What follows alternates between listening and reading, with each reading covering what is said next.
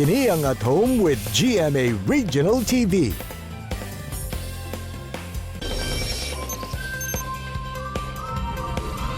Mga kapuso, karong buntaga, dungan tang ma-inspire sa mga kaagi ni Binibining Davao del Norte 2019 second runner-up ug karon official representative sa maong probinsya sa Miss Universe Philippines 2020, si We'am Ahmed.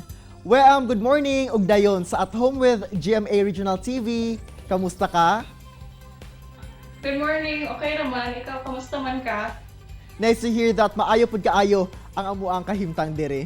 We'am, una nato istoryahan ang imong pageant journey as a born Filipina-Egyptian. Unsay set up sa inyong family? Yes, I do live with my sisters and my mom.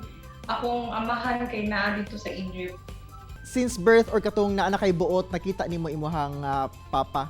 Of course, for 6 years. Nag-uban mi for 6 years. Unya, yung diretso mo Pilipinas. How young are you, We'am, katong nahilig ka sa modeling and later on, nag-join na ka og pageants? Actually, I was 16 years old atong nga time.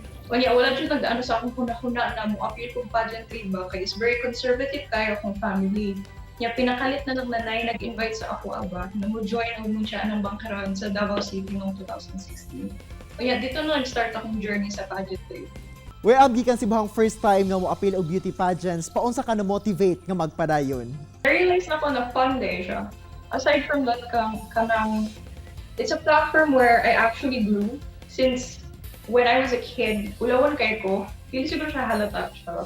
Pero ulawan kay ko as a child before. And then when I stepped on the stage, parang naka-realize ko na parang, ay, kaya na dahil ako. Fun man din siya. So kato.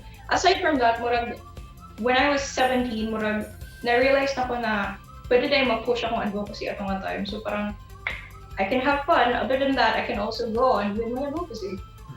Before kay koronahang Binibining Davao del Norte 2019 second runner-up, una ka nga ni-appeal sa Miss Philippines Earth 2018. How was your experience? Okay na siya. Pero doon ko na-learn kung paano maging independent. Since national pageant siya, parang kailangan malaman mo kung paano mag-makeup sa sarili mo, and then you have to sundo yung sarili mo, You need to be responsible kasi wala na ilawat ang hand-nursing mo atong time since it's a national pageant.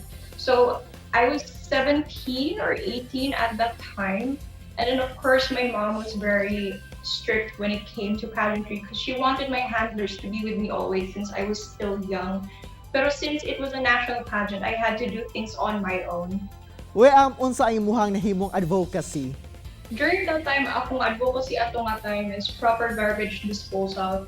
Kay katong ni-eskwela ko, nung elementary sa Cotabato City, murag ang na-implement yun sa among school is proper garbage disposal.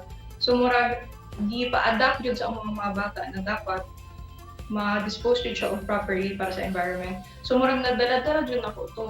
We'am, after every competition, madaog man o dili, unsa imong realization sa imong kaugalingon? It was actually a period of self-growth, an ongoing journey about self-growth for myself. So murag natunan ako na kaya dayon ako na mag-ano sa stage, ana-ana, unya. Kaya dayon ako maging confident about myself. Given nga daghan ang nag-appreciate sa imuha because you are beautiful and you have an advocacy, I'm just wondering what is your take on pageants requiring measures on physical beauty? So, kabalo naman siguro tang tanan no, na ang aesthetic dun sa pageantry is uniformity dun. And when I talk about uniformity, akong pasabutan na is the height requirement and then the weight requirement. Pero in my opinion dun, no, if I can say so boldly, kanang, I don't really think, I think that we're at a time and period na we have to shatter these kinds of standards, these social beauty standards and even pageantry standards. Kaya ang ginapromote dyan sa mga kabataan from this generation right now is beauty in individuality and beauty in uniqueness dyan. Because the only beauty that you can hold talaga, the most powerful tool that you have is confidence dyan. Kaya ang importante dyan sa pageantry is your advocacy and how you present yourself. Because you're not only representing yourself, you're also representing a community, a region, or a province. We'am, do you see pageants as highlighting the best of what women can do? Yes, oh my God, yes. They do highlight what women can do. Because not only is pageantry a platform for the advocacy, but it's a platform built for women to be empowered. Not only to be empowered, but to empower other women as well. Empower other people despite of their gender. Where I'm bringing your experiences sa pageantry, paunsa ka nag-prepare karon para sa Miss Universe Philippines 2020? So sa akong journey sa pageantry, no, ang pinaka-importante na doon na pag-prepare nimo is training dun. Training sa paglakaw, training sa communication skills, training sa Q&A, and then study good, self-study. Not only do you have to be physically ready, but you also have to be mentally ready as well as emotionally ready. Mga kapuso, sanglit ang official representative sa Davao del Norte sa Miss Universe Philippines 2020 ang atong bisita karong buntaga ug highlights sa usa ka pageant ang Q&A portion. Doon na tayo question kay We'am. We'am, ready na ka? Ready na kayo. Alright, here's your question. Amid the misconceptions towards Mindanao, how are you going to redefine and position Mindanao to the rest of the world?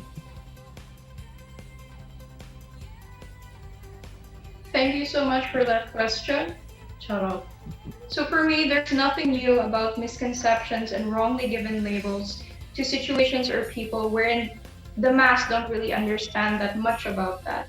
So for me, I don't think there's anything to be redefined with Mindanao, because let us not be painted by these misconceptions and labels.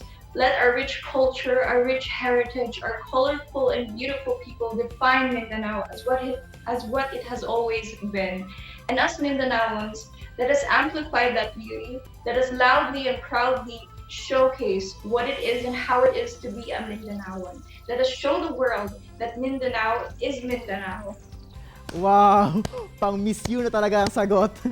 Daghan kayong salamat, We'am, for sharing your journey, and we wish you luck sa imong next competition. Thank you very much for this opportunity, and thank you rin po sa support po. Kini ang At Home with GMA Regional TV.